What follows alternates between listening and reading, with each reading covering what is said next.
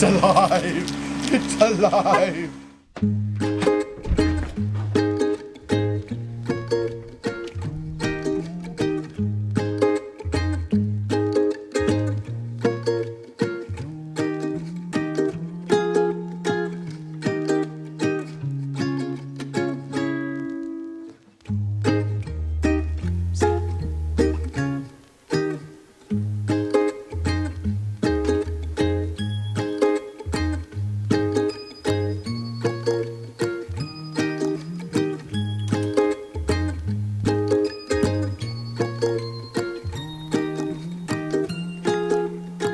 Well, got up this morning, edited, and then uploaded the video for the vlog channel. And then just says, hello, Ninja. Ninja. Then I went through all your amazing comments. You guys are making sure I'm going to be doing the monoxide tester. I did buy one the day that I bought the buddy heater, but I bought it at a RV place on the way home, and I don't know why I didn't vlog that.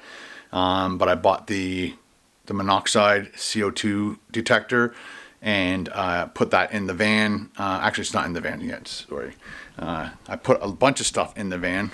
Come on, camera, catch up. Come on. All right, so this is the monoxide tester. It's nice and small. It tells you should mount it a certain way. It says arrow points up for wall mounting. Okay, it doesn't matter which way. It just, because you can mount them on the ceiling or the wall, but I think it's best if you mount the way the arrow is pointing, for whatever reason. So yeah, and then I read through a lot of your comments, was making sure I was liking everybody's comments and replying back to people who needed to be replied back to, for like people who didn't really watch the whole video, you know who you are, and talked about the bike carrier on the back. And I'm like, I don't think you watched the whole video, because I did talk about that in that video.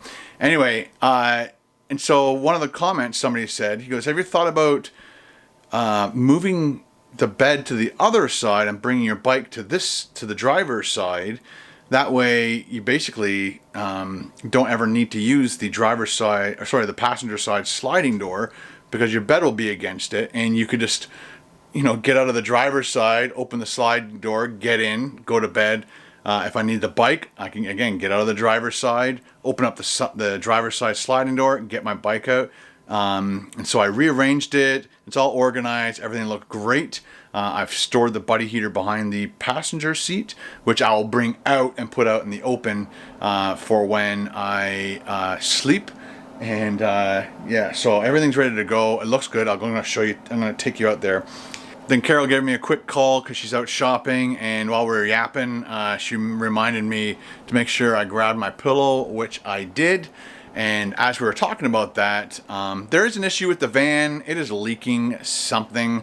It seemed like oil. It smelled like oil, but it's I'm not sure if when oil is mixed with water, it's got that gasoline, what's it called, rainbow effect, because, you know, I had the van parked in a certain spot, and then when I moved it and it rained, you know how it spreads, right? So I put cat litter down to make sure it didn't spread anymore, but there's a leak. And of course I want to do 1 or 2 more videos to save up enough money to take it back in and find out what it is. Best case scenario, it's just the oil filter not on right. Maybe it got bumped or whatever and it's leaking a little bit of oil. The worst case scenario, it's the engine's cracked. That would be the worst case scenario. But I'm keeping my eyes on the gauges for overheating and things like that, the oil light. I'm going to keep my eye on that for the next few days or more. So like I said, I'm packing up, ready to go. And then while we're talking, I said, you know, like, I'd like to put some money towards getting the leak looked after so it's not leaking all over my driveway. That would be my number 1. And then number 2, it'd be kind of cool to get that this fob to work, the remote start. And she said, yeah, that'd be good, because I said, you know, a lot of these guys, when they wake up in the morning and they're in the sleeping bag, and let's say the buddy heater ran out of heat halfway through, you wake up, it's cold in the car, you can press your auto start, which this vehicle has, but doesn't work. Not yet. And as long as you have the heater all set up, ready to go, you can be in the comfort of your sleeping bag, press the start, the car starts, the heat builds up in the vehicle, and then you can get out of your sleeping bag without being cold. I don't know what made me do it. Again, I don't know how to work this thing. I've never had this kind before. Like mine actually, you know, it's more modern, right? This thing is probably like 10 or more years old. I just looked it up on the internet to try and figure out how it works and maybe find out why it's not working. But then I pressed it and the horn went. I'm like, that never happened before. Maybe I didn't try both of these properly. And so I'm like, well, if this works and the horn works, the little light comes on. You can see the little light maybe. See it? I'm like, okay, so the battery works and the horn worked. What did it do? Okay, it locked and unlocked the car. Cool. But what's the double button here mean? Pressed it and the car started. Let's go.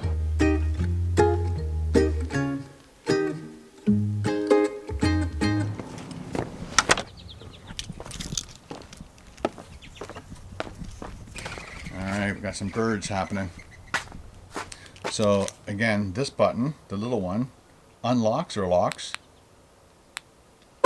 There, you had to press and hold, so it just locked. Now if I press and hold this, the bottom one,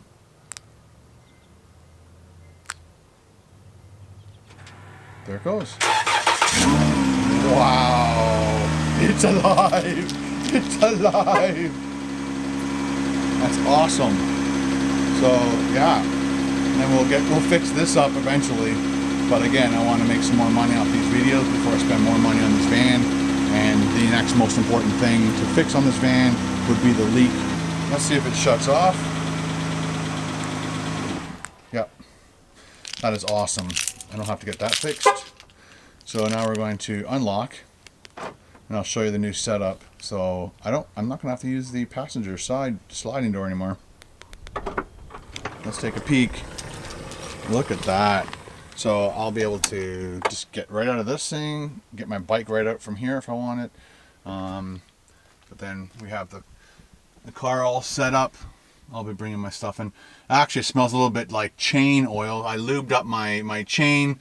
Actually degreased it first and then lubed it up. Now it's all nice and purdy. And there's my extra tanks. A lot of you guys said, or somebody said, that the tanks that he uses might last him 3 to 4 trips that he goes on, 6 hours a day kind of thing. So I probably won't need to have all 3 bottles in here, but I got the space, so I'm gonna utilize it. That's where I'm putting this for now. I'm gonna probably put the monoxide tester, maybe just keep it on the side there. I don't think I'm gonna screw it into anything.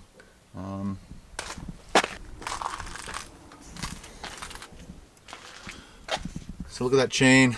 It's not rusty anymore. It's all nice and clean as I could get it without scrubbing it. I just ran the degreaser and then made the chain go around and held the chain with a rag and made the degreaser and all that stuff go through there.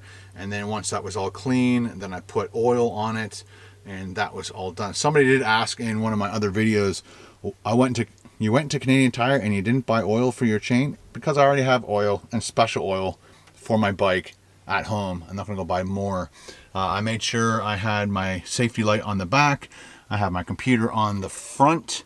I'm gonna be buying, hang on, oh, bang my head again.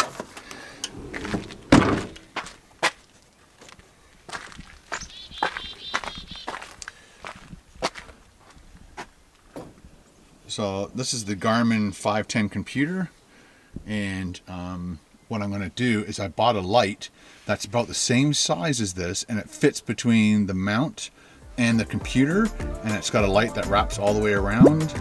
So that's what I'm going to be using for my road bike and this bike. Again, because I can just move this computer from bike to bike, then you don't have to have 2 computers. So when we're in town, we'll probably do a bike ride over there. Or we'll just go over and grab one. He has lots, he said.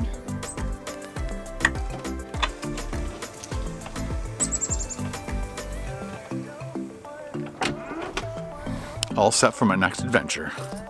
Auto start. Multi-pass.